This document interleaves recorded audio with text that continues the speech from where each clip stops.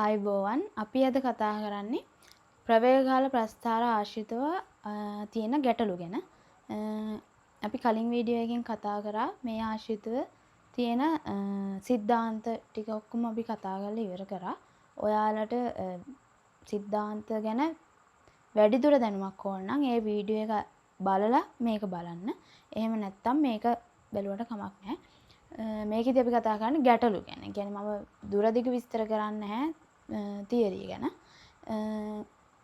මේකට මම තෝරගත්ත ගණන් කිහිපයක් මේව ඔයාලගේ පෙළ පොතේම තියෙන ගණන්. පළවෙනියටම මම තෝරගත්තේ ඔයාලගේ පෙළ පොතේ තියෙන ගාණක්.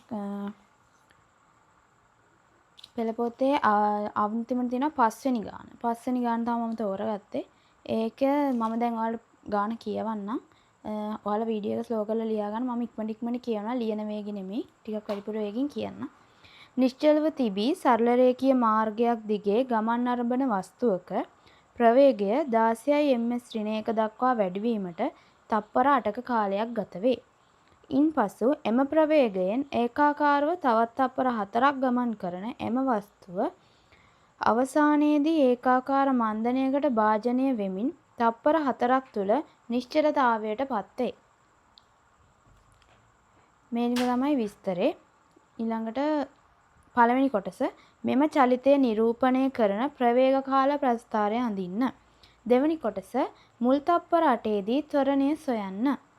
තුන්වෙනි කොටස එම තප්පර 8 තුලදී වස්තුව සිදු කළ විස්ථාපනය කොපමණද?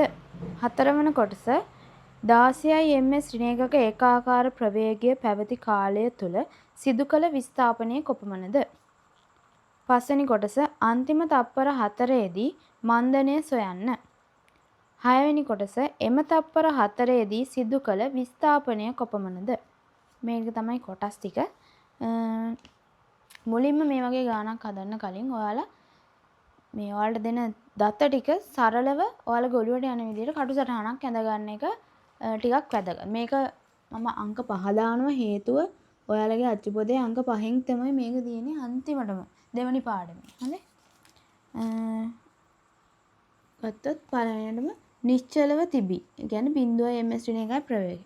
සරල රේඛීය මාර්ගයේදී ගමන් කරන අවස්ථාව ප්‍රවේගය 16 ms ඍණ 1 දක්වා වැඩි කරගත්තා. මේකට ගත වුණාලු තප්පර 8ක්. මේක ආයිමත් 16 ms ඍණ 1 ඒකාකාර ප්‍රවේගයෙන් ගමන් කරාලු තප්පර 4ක්. ඊට පස්සේ ආයත් ඒකාකාර මන්දනයකට ලක් වෙලා නිශ්චල වුණාලු. කියන්නේ 0 ms ඍණ 1යි නිශ්චල වුණාලු තප්පර 4ක් ගත වෙද්දි. ඕක තමයි විස්තරය. අපි මේකට පොඩි වගුවක් ඇඳගමු ප්‍රස්ථාරය අඳින්න ලේසි වෙන්න.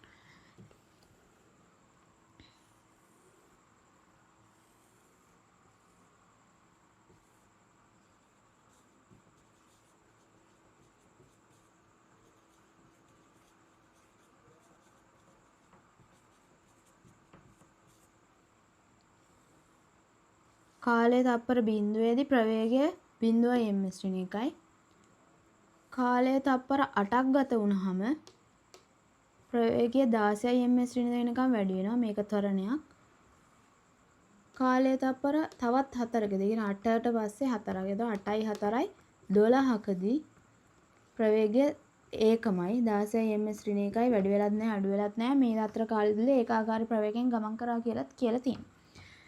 ඊළඟ තවත් තප්පර 4කදී නිශ්චල වෙලා තිනවා. එතකොට 12යි 4යි 16යි තප්පර 16 වෙනි තප්පරයේදී වස්තුව 0 ms ඍණ 1 ප්‍රවේගය වෙත පැමිණිලා නිශ්චල වෙලා තියෙනවා. ඕක තමයි සරල අදහස. අපි දැන් මේකට අදාළ ප්‍රවේගකාල ප්‍රස්ථාරය අඳිමු.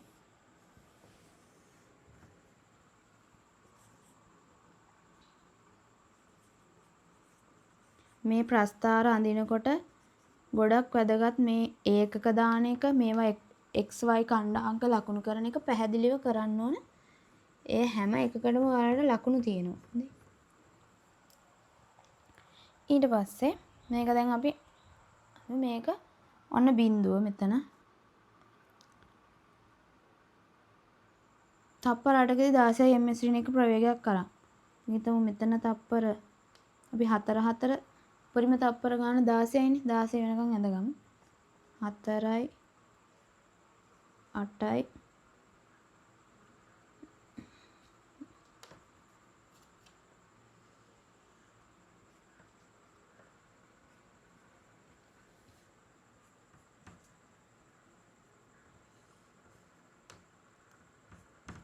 ඔයාලා රූල් තියලා ලස්සනට අඳින්න. හොඳේ මට මේ බෝඩ් එකේ අමාරුයි. තප්පර ගාන ප්‍රවේගය නම් 0.4 දෙන්න මම මෙතන 16 ms ශ්‍රේණිකයි කියලා ගන්න. ඊට පස්සේ තප්පර 8ක් තුල 16 ms ශ්‍රේණිය එකක් ගත්තලු බිඳුවේ ඉඳලා. එතකොට මේක ත්වරණයක්. ත්වරණයකට යන්න නම් අපි අඳින්නේ අපි අර තියරි එකේදී කතා කරා ත්වරණයක් අපි අඳින්නේ වැඩි වෙන ආකාරයට.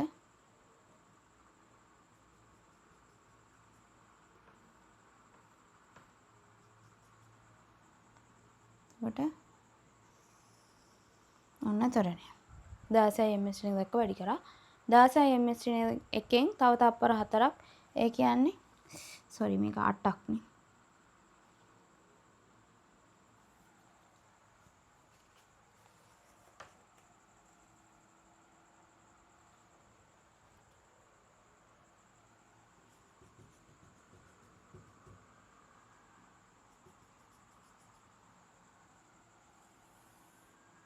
තප්පර 8ක් ගමන් කරා. ඊට පස්සේ 16 ms ශ්‍රේණියකින් තප්පර 4ක් 12 දී 12 වෙනකම් ඒකාකාර ප්‍රවේගයකින් ගමන් කරා. ඊට පස්සේ 0 ms ශ්‍රේණියක වෙත ඒකාකාර මන්දනයක ලක්ෂණ. ත්වරණයක් නම් වැඩිවීමක් වැඩි බෑවුමක් බෑවුම වැඩි වෙනවා. මන්දනයක් නම් බෑවුම අඩු වෙනවා. ඔහොම තමයි ප්‍රස්ථාරය ඇඳෙන්නේ. ඊට පස්සේ අපි එකින් එක කොටසින් කොටසට උත්තර ලියන්න බලමු. මම මේ ප්‍රස්ථාරය මකන්නේ නැහැ. උඩින් හදනවා ගණන් ප්‍රස්ථාරය තියෙද්දි.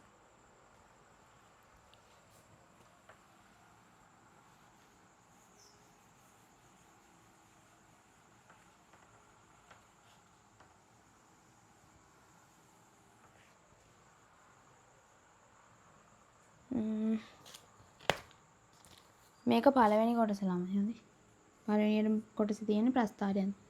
දෙවෙනි කොටස ගත්තොත් අහලා තියෙනවා මුල් තප්පර 8 දී ත්වරණය සොයන්න. මුල් තප්පර 8 කියන්නේ මෙතනලා මෙතනට. ත්වරණයකින් ගමන් කරන ත්වරණය හොයන්න කියලා කියනවා. එතකොට අපි මේක ප්‍රස්ථාරයක් නේ. ත්වරණය සමානයි කියලා අපි සමීකරණයක් දීලා නම් තියෙනවා. ත්වරණය සමානයි ප්‍රවේග වෙනස බෙදීම කාලයනේ. ඒ සමීකරණ පාවිච්චි කරන්න බෑ මෙහෙම ප්‍රස්ථාරයක් ඇසුරෙන් ගණන් හදන්න කිව්වා. එතකොට අපි ප්‍රස්ථාරය ඇසුරෙන් තමයි ගැටලුව විසඳන්න ඕනේ. දැන් ත්වරණය කියන්නේ මේකේ බෑවුමේ අනුක්‍රමණය. ප්‍රස්ථාරයේ අනුක්‍රමණයෙන් ත්වරණය කියලා කියන්නේ. එතකොට ත්වරණය සමානයි ප්‍රස්ථාරය ඇසුරෙන් ගන්නකොට ප්‍රස්ථාරයේ අනුක්‍රමණය. කොහොමද අපි මේ ප්‍රස්ථාරයේ අනුක්‍රමණය ගන්න කියන්නේ මේ කෑල්ල විතරයි. ඒතකොට මේ බෑව. يعني ප්‍රස්ථාරයේ අනුක්‍රමණය සමානයි y ඛණ්ඩාංක වෙනස. මම මේ ඔයාලට දීර්ඝව ලියලා පෙන්නන්නේ. ලකුණු ගන්න ලේසි වෙන්න. මේවා ඔක්කොම ලියුවාම ඔයාලා ලකුණු දෙනවා. ඒතකොට දන්නවනේ බලන කෙනාට තේරෙනවා ආ දන්නවා කියන. y ඛණ්ඩාංක වෙනස බෙදීම x ඛණ්ඩාංක වෙනස.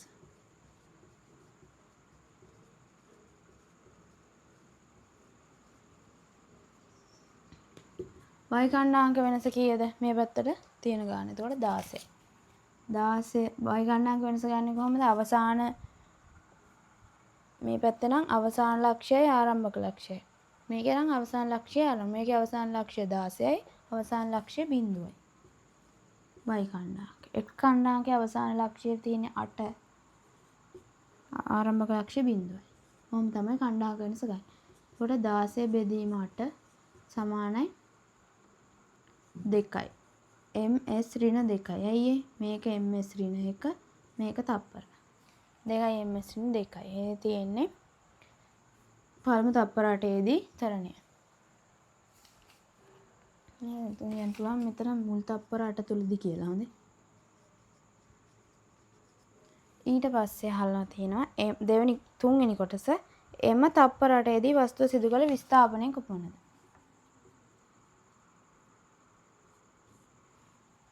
ප්‍රවේග කාල ප්‍රස්ථාරයකින් විස්ථාපනය හොයන්නේ කොහොමද? තියරි දන්න කෙනා දන්නවා. ඒකයි මම කිව්වේ කලින් වීඩියෝ එක බලන්න කියලා.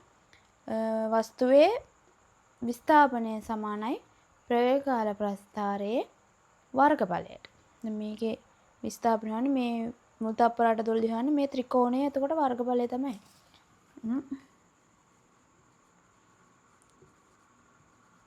විස්ථාපනය සමානයි ප්‍රස්ථාරයේ මම කෙටියෙන් ලියනවා වර්ගඵලය. මේ පළවෙනි කොටස් ටික ඔයාලට ටිකක් දීර්ඝව ලියලා පෙන්නනවා.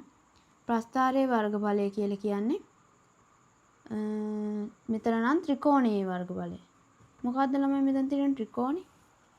මේ තියෙන්නේ.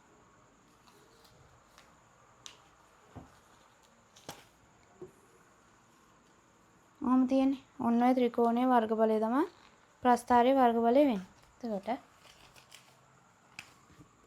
ත්‍රිකෝණයක වර්ගඵලය හොයන්නේ භාගයක් ආධාරකය වැඩි කිරීම ලම්බ උස. හරිනේ. භාගයයි ආධාරකය කීයද? මේ පැත්තට 8යි. ලම්බ උස කීයද? 16යි. එතකොට මෙතන එනවා 64යි මීටර් කියලා. මීටර් වලින් එන්නේ. හරිනේ. ඔහොම තමයි විස්ථාපනය හොයන්නේ.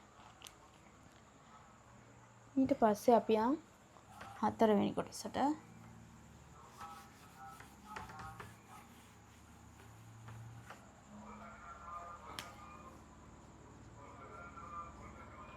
හතරවෙනි කොටස 16යි ms ශ්‍රේණියක ඒකාකාර ප්‍රවේගය පැවති කාලය තුල සිදු කළ විස්ථාපනය කොපමණද?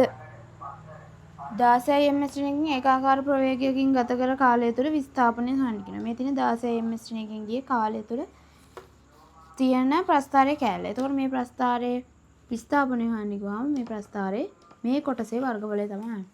එතකොට මේ තප්පර 4ක් නේද තියෙන්නේ. එතකොට මේ තප්පර 4 තුල විස්ථාපනය සමානයි ප්‍රස්ථාරයේ වර්ගඵලය. මේකේ නම් තියෙන ඍජු කෝණාශ්‍රයක් නේ. එතකොට දිග වැඩි කිරීම පළල. කැමති පැත්ත දිග කියලා ගන්න. මම මේ පැත්ත දිග කියලා ගන්නවා. 16 වැඩි කිරීම පළල මේ පැත්තට. මෙතන 12යි 8යි දෙන 12න් 8ක් ගියාම මේ අතර දුර 4යි. අපි 4යි කියලා ගන්නවා. 4. මෙතනත් එනවා 64යි මීටර් කියලා. විස්ථාපනය සමානයි කියලා එනවා. ඔයාලට පේනවද දන්නේ? ඒකාකාර ප්‍රවේගයෙන් ගිහිල්ලා තියෙන එකම විස්ථාපනයක් කරලා තියෙන මෙතනත් කරලා තියෙන එකම විස්ථාපනය. ඊළඟට පස්වෙනි කොටස අන්තිම තප්පර 4ේදී මන්දනය සොයන්න. අන්තිම තප්පර 4 කියන්නේ මේ මෙතන අන්තිම තප්පර 4 මන්දනයකින් ගමන් කරලා තියෙන මේ මන්දනය හොයන්න කියලා කියනවා. අවසාන තප්පර 4 තුලදී මන්දනය.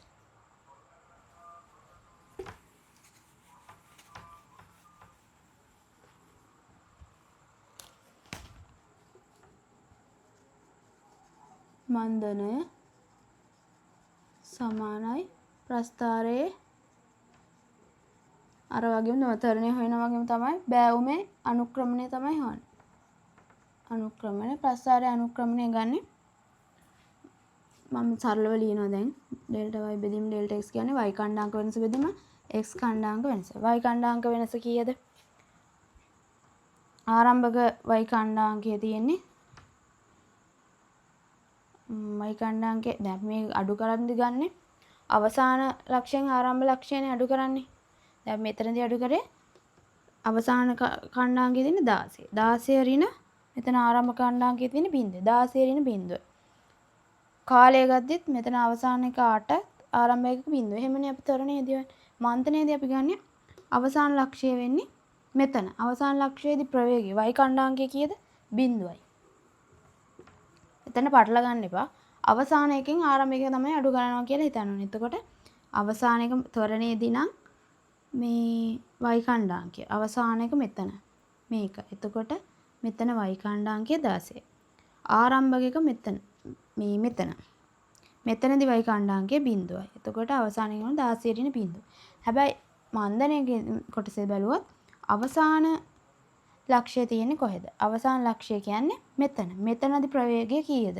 0යි. ප්‍රවේගය කියන්නේ y කණ්ඩාංකය කීයද? 0යි. මෙතනදී මේ තියෙන ආරම්භක තැන මන්දනේ පටන් ගන්න තැන. ඒතර ආරම්භකයේදී ප්‍රවේගය කීයද? 16. ඒතර 0 ඍණ 16 කියලා ළමයි ගන්න.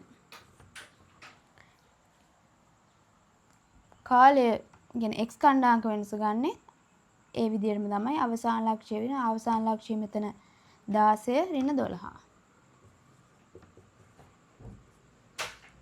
ඍණ 16යි බෙදීම 16න් 12ක් ගියාම 4යි.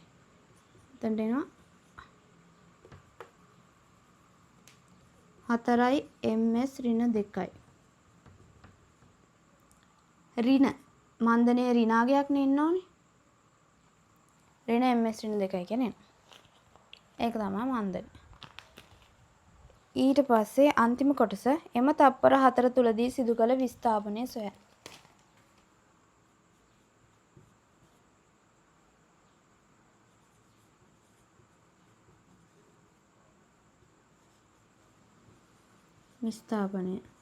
විස්ථාපනය කියන්නේ මොකද්ද?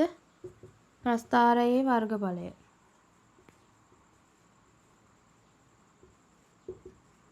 මේ ප්‍රස්ථාරයේ වර්ගඵලය මේ කොටසෙනි හොයන්න තියෙන මන්දනයේ තත්පර අංශන් තත්පර 4 මන්දනයක්. ප්‍රස්ථාරයේ වර්ගඵලය මේකත් ත්‍රිකෝණයක්.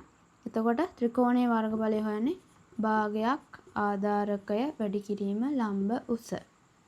භාගයක් ආධාරකය මෙතන තියෙන්නේ 4යි. ලම්බ උස මේ දුර 16යි. එතකොට එනවා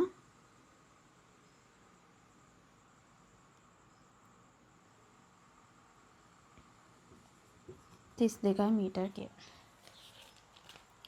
ඔහොම තමයි ඒ ගාන විසඳන්න තියෙන්නේ අපිට.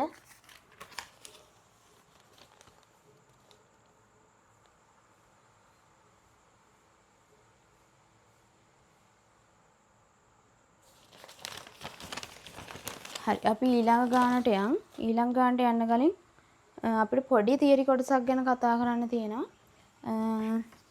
අපි එදා ඒ වීඩියෝ එකේ කතා කරේ නැහැ ගුරුත්වජ ත්වරණය කියන්නේ මොකක්ද කියලා. මේකත් එක්තරා ත්වරණයක් තමයි. හැබැයි පොඩි වෙනස්කමක් තියෙනවා. මේක ඇති වෙන බලය අපි මේක විශේෂ සංසිද්ධිය. එහෙනම් තමයි මේක විශේෂ වෙන්නේ. මොකද්ද ගුරුත්වජ ත්වරණය කියලා කියන්නේ? අපි ගත්තොත්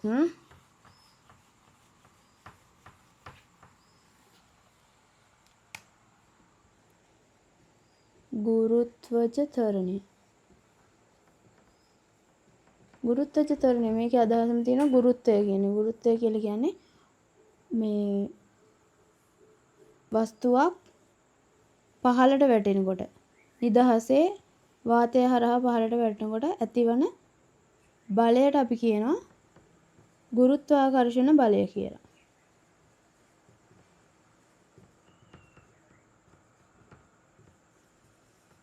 මේ ගුරුත්වාකර්ෂණ බලය නිසා ඇති වෙන ත්වරණය තමයි අපි ගුරුත්වජ ත්වරණය කියලා හඳුන්වන්නේ.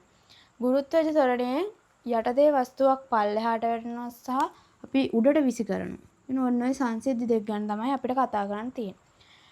ගුරුත්වජ ත්වරණය ආසන්න වශයෙන් 9.8යි ms ඍණ 2 කියන අගය ගන්නවා. 9.8යි ms ඍණ 2 කියන අගයෙන් අදහස් වෙන්නේ එක තප්පරයකදී 9.8යි ms ඍණ 1 ප්‍රවේගයක් අඩු වෙනවා හෝ වැඩි වෙනවා කියන එක. පල්ලෙහාට යනවා නම් අපි පල්ලෙහාට යනවා නම් උඩ ගිහලා අතහැරෙනවා. උඩදී වස්තුව නිශ්චලයි. නිශ්චලතාවයේ ඉඳලා අතහැරියාම ටික ටික වැඩි වෙන එක නෙවෙන්නේ ප්‍රවේගය. එතකොට තප්පරයකදී වැඩි වෙන්නේ හැම වෙලෙම 9.8යි. එක තප්පරයකට 9.8ක් ප්‍රවේගය වැඩි වෙනවා. එතකොට දෙවෙනි තප්පරයේදී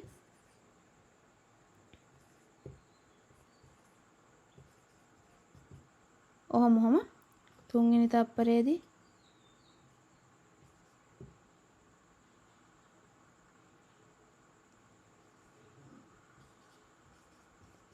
හතරවෙනි තප්පරයේදී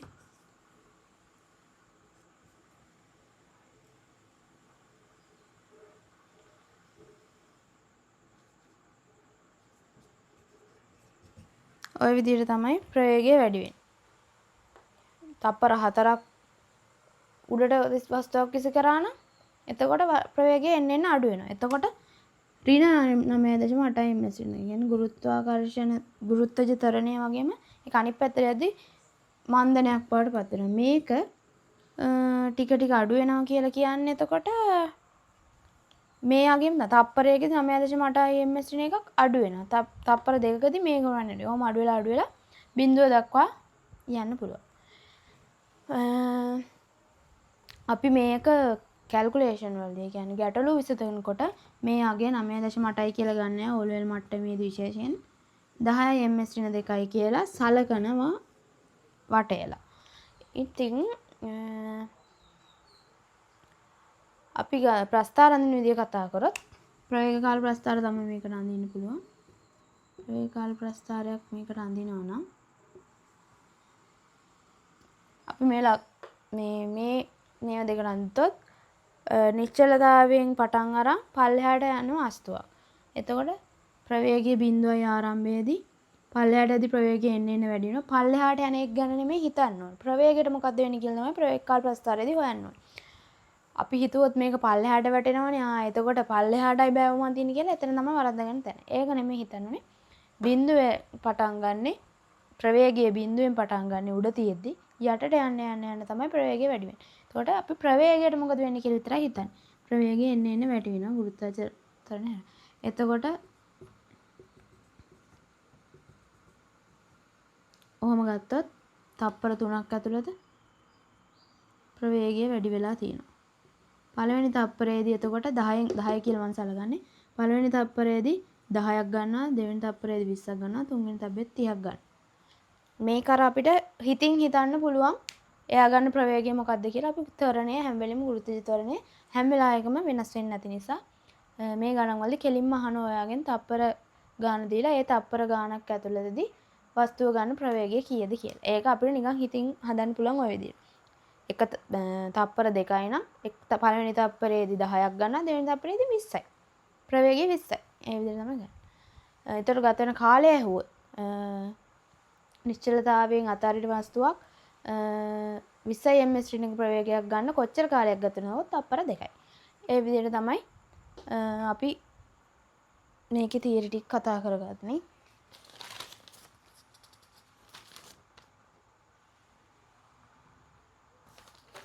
මේකෙදී අපිට විස්ථාපනය හොයන්න ඕන උනොත් විස්ථාපනය කියන්නේ ගමන් කර දුර හොරි ඒක හොයන්න ඕන උනොත් මේ ප්‍රස්ථාරයක් ගන්නත් ප්‍රස්ථාරයේ වර්ගඵලය ගන්නවා. එහෙම නැතුව නම් මධ්‍යක ප්‍රවේගය වැඩි කිරීම කාලය කියන සමීකරණ පාවිච්චි කරන්න පුළුවන්. මධ්‍යක ප්‍රවේගය ගන්න දැන් අපි හිතමු තප්පර 30ක මේක ගමුකෝ. තප්පර 3ක් ඇතුළත කාලය මේ 30ක ප්‍රවේගයක් ගත්තා කියලා. එතකොට මධ්‍ය ප්‍රවේගය මුලින්ම ආරම්භක ප්‍රවේගය 0යි, අවසාන ප්‍රවේගය 30යි. බෙදීම 2 වැඩි කිරීම තප්පර කාලය 3යි. මෙතන එනවා 45 මි. ඔහොම තමයි නිකම්ම විස්ථාපනය අහලා තිබ්බොත් හොයන්න. ඔය ටික තමයි තියෙන්නේ. අපි ගානක් හදලා බලමු.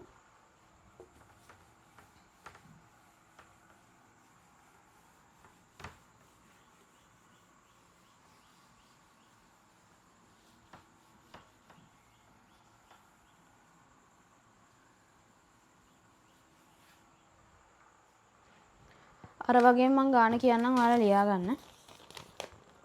මේ ගානේ කොටස් දෙකක් තියෙනවා. ප්‍රශ්නේ පෙළ පොතේ අවසාන අභ්‍යාසයේ 6 වෙනි ප්‍රශ්නේ කොටස් දෙකයි. පළවෙනි කොටස ගසක තිබූ ගෙඩියක් නටුවෙන් ගැලවී බිමට වැටීමට තප්පර 4ක කාලයක් ගත වේ. එය බිමට වැටෙන මොහොතේ එහි ප්‍රවේගය කොපමණද? B එය වැටුනේ කවර උසක සිටද? දෙවෙනි කොටස වස්තුවක් 30 ms ශ්‍රේණියක ආරම්භක ප්‍රවේගයෙන් සිරස්ව ඉහළට යැවේ. වස්තුව ගමන් කරන උපරිම උසට යාමට ගත වන කාලය සොයන්න. B වස්තුව නගින උපරිම උස කොපමණද? C වස්තුව උපරිම උසට ගමන් කිරීමට දක්වා චලිතය නිරූපණ ප්‍රවේග කාල ප්‍රස්ථාරය අඳින්න. ඔය ටික තමයි තියෙන්නේ. අපි මුලින්ම පළවෙනි කොටස බලමු. ගසක තිබූ ගෙඩියක් නටුවෙන් ගැලවී බිමට වැටීමට තප්පර 4ක කාලයක් ගත වේ. ඔන්න බිම. එතකොට බිමට ගත වෙද්දී මේ මොහොත පළවෙනි කොටස බිපට වැදෙන මොහොතේ ප්‍රවේගය සොයන. අපි දන්නවා ආරම්භක ප්‍රවේගය බිඳුවයි. මේ නට්ටේ තියෙනකොට චලනයක් නැහැ. එතකොට බිඳුවයි. අවසාන ප්‍රවේගය තමයි අහන්නේ. වැටුණාට පස්සේ තප්පර 4ක් තුළ තමයි මේක වැටෙන්නේ. එතකොට අපි මුලින්ම කරන්නේ අපිට ඒක හිතින් කියන්න පුළුවන්. ඔයාලා හිතලා බලන්නකෝ. 0 ms නම් තප්පර 4 ගන්න පළවෙනි තප්පරයේදී ගන්නවා 10ක්. වෘත්තජ ත්වරණය 10 ms විතරයි. මේකේ සංකේත කියන්න ඕන g. පළවෙනි තප්පරයේදී 10යි, දෙවෙනි තප්පරයේදී 20යි, තුන්වෙනි තප්පරයේදී 30යි, හතරවෙනි තප්පරයේදී 40යි ms ඍණ 1යි. මේක හිතලා නිකන් ලියන්න පුළුවන්. ඒක හදන්න දෙයක් නැහැ. ඒ වැටුනේ කවර උසක සිටද? උස හොයන්න මං කිව්වා උස කියන්නේ විස්ථාපනය. විස්ථාපනය සමානයි මධ්‍යක ප්‍රවේගය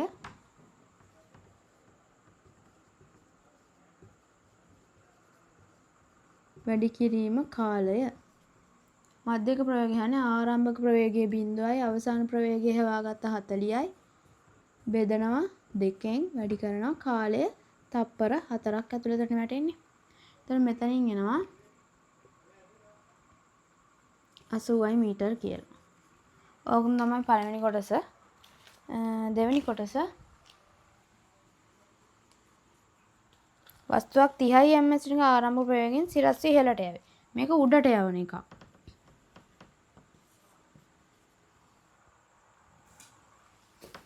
මේක උඩට යවන එක. 30 ms රින් එකයි ආරම්භක ප්‍රවේගය. උඩදි ප්‍රවේගය තමයි උඩට ගිහිල්ලා නිශ්චල වෙනවනේ. නිශ්චල වෙද්දි කීයද? ප්‍රවේගය 0 ms රින් එකයි. මේකට ගත වෙන කාලය තමයි අහන්නේ. T.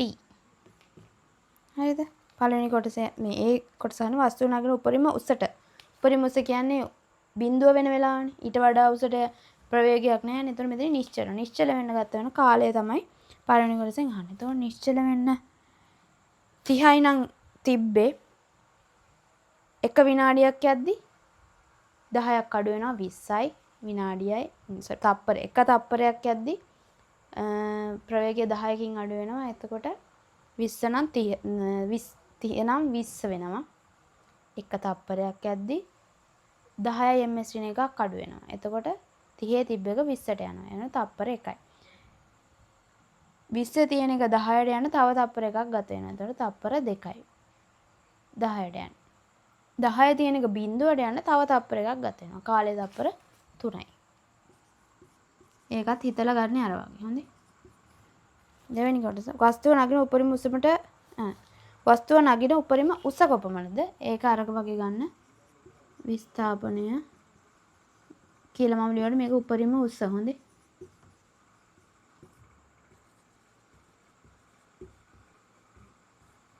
සමානයි ආරම්භක ප්‍රවේගය 30යි අවසාන ප්‍රවේගය 0යි බෙදනවා 2කින් මධ්‍යක ප්‍රවේගය මේ ලිව්වේ මම මේ සමීකරණයට ආදේශ ගන්නේ කාලය තප්පර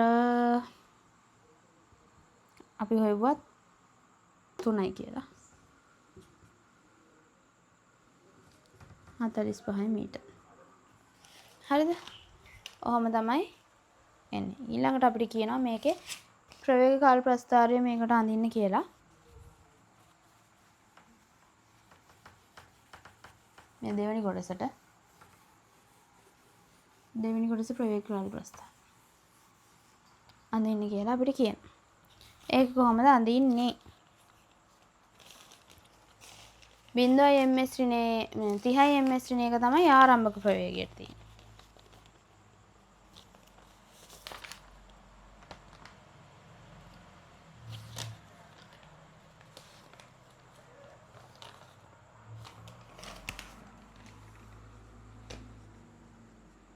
ප්‍රවේගය කාලය ආරම්භක ප්‍රවේගය 30යි. ඔන්න ආරම්භක ප්‍රවේගය 30යි. තප්පර 3ක් තමයි තියෙන්නේ. අවසාන තප්පරයේදී බිඳුවට ඇවිල්ලා. ඔන්න ඔහොම තමයි ප්‍රවේග කාල ප්‍රස්ථාරය එන්නේ. හරිද? ඔච්චරයිනේ අපිට තියෙන්නේ. ඕක තමයි ප්‍රවේග කාල ප්‍රස්ථාරය වෙන්නේ. මේක එතකොට මොකද්ද? මන්දනයක්. උඩට විසික් කරද්දී අපි අපි තමයි ප්‍රවේගය ගන්න උඩට යද්දි බින්දුව. එතකොට මන්දනයක් තමයි සිද්ධ වෙන්නේ. දැන් මුලින්ම ප්‍රස්ථාරය අඳින්න කියලා තිබ්බනම් ඔයාලා මේ විස්ථාපනේ ප්‍රස්ථාරය ඇසුරෙන් ගන්නවා. දැන් මේකේ අහලා තියෙන්නේ මුලින්ම අහලා තියෙන්නේ විස්ථාපනයනේ. ඊට පස්සේ තමයි ප්‍රස්ථාරය අඳින්න තියෙන්නේ. එතකොට මේ සමීකරණය පාවිච්චි කරලා ප්‍රශ්නයක් නැහැ. ඔය දෙක තමයි ඉතින් අපි කතා කරන්න හිටියේ. මම ඊට අමතරව ඍණ පැත්තට යන විස්ථාපන කාල ප්‍රස්ථාරවලදී ගුරුත්වාකර්ෂණ ත්වරණය පාවිච්චි කරන විදියක් කියන්නම්.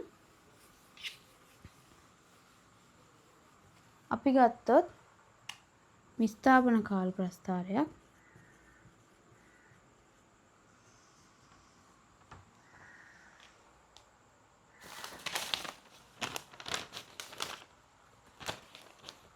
මේකේ අපි හිතමු බිඳුවෙන් පටන් අරගෙන මුලින්ම 40 ms ඍණ එක ප්‍රවේගයක් ගන්න. මම ඒක ලියන්නම් 0 ms ඍණ එකයි 40 ms ඍණ එක ප්‍රවේග ගන්න. මේකට යන කාලය කොතනද? තප්පර 4යි. ඊට පස්සේ බිඳුවෙන් පටන් අරන් 40 ms මෙහෙම කරලා අපි උඩ ඉඳන් නිශ්චිතතාවයෙන් අතහරිනවනේ. ඊට පස්සේ ආයෙ ඒක උඩට එනවා කියලා හිතන්න. උඩට යනවා තප්පර උඩට යනවා ප්‍රවේගය 60 ms රින් දක්වා. මේක වෙන්නේ නැහැ හොඳේ. මේ ගන්න වඩා මේක අනිවාර්යෙන් අඩු වෙන්න ඕනේ. පම්ප් වෙලා යද්දි නිකන් හිතන්න බොරුවට මෙහෙම එනවා කියලා. හරිද? එතකොට මේකට ගත වෙන කාලය අපිට හොයන්න බෑ. අපි පල්ලෙහාට යන ගාන ගදන්නේ නැති. මෙතන 40 ඉඳලා මුලින්ම බිඳුව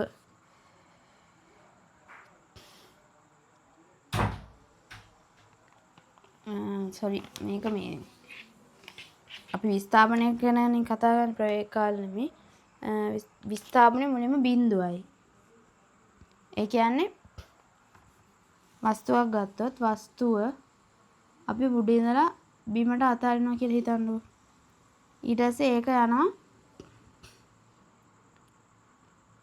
හිතන්න මේක මේ උඩ ඉඳලා බිමට යනවා. අපි පල්ලෙහෙන් ලූටර් එකක් ගමු. මෙතන තියෙනවා මේසය. මේසය මේ මෙතන තියෙනවා අපි උඩක තමයි ඉන්නේ. ඉඳලා මෙයා වස්තුව උඩට යවනවා 40 ms රින එක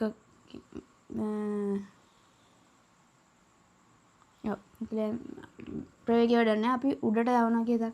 මේක ගිහිල්ලා ප්‍රවේගය අඩු වෙලා නිශ්චල වෙනවා. නිශ්චල වෙලා ආයෙ මෙහෙට එනවා. මේ යද්දි මෙතනට යද්දි 60 ms රින එකයි. මේකේ ප්‍රවේගය 60 ms නේ. මේක මේ මීටර් 60යි. මෙතන උස මීටර් 60යි. මෙතන උස මීටර් 40යි කියලා හිතන්න. එතකොට මෙතන උස කීයද? මීටර් 20යි.